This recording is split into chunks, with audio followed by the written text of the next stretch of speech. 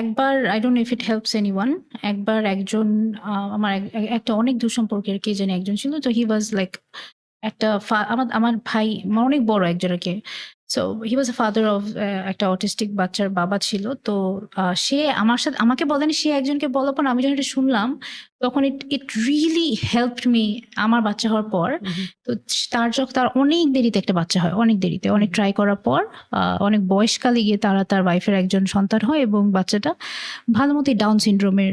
আর তারা যেটা ওই যে একটা স্ক্যান করে যে বুঝতে পারে। So when then they under first যখন ওরা জানলো যে এত বছর পর তারা সন্তানের মা বাবা হবে, তখন তাদের বাচ্চাটা ডাউন সিনড্রোম, উইচ ইজ মানে শুরু থেকে তো অনেক ডিফিকাল্ট। এটা তো মনে কোনো স্পেকট্রামের ব্যাপার, down syndrome is a syndrome, right?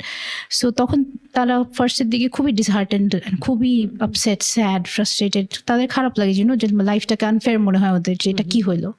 তখন উনি একজনকে বলে যে তখন কি সে একজনের সাথে কথা বলার পর সে তাকে বলে যখন আল্লাহ যখন ডিসাইড করে ক্রিয়েটার যে কোন প্যারেন্টসের কাছে কোন বাচ্চাটাকে দিবে, once Allah creates a soul and a journey একটা সোলের, তখন কি আল্লাহ মা বাবা বুঝে পিক করে যে এই বাচ্চাটাকে শুধু ওরাই টেক কেয়ার করে বড় করতে পারবে, এই বাচ্চাটাকে ওরাই ওই মা বাবাটাই স্পেসিফিক নিডেড লাভ দিতে পারবে। যখন আল্লাহ একটা সোলের নেচার যে হি পিকস দ্য প্যারেন্টস যে এই বাচ্চাটার খেয়াল এই মা বাবাটাই রাখতে পারবে আর কেউ না, তখনই দেয়।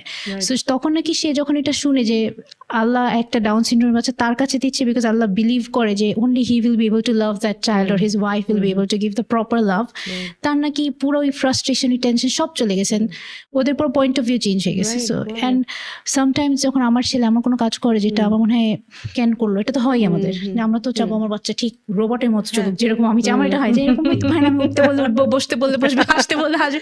মানুষ আমার কিছু রোবট হয়ে যেতে পারে না যে আমার কথা মতো চলবে, বা আমাকে গড মানতে পারে না যে তুমি যা বলবা তাই শুনবো।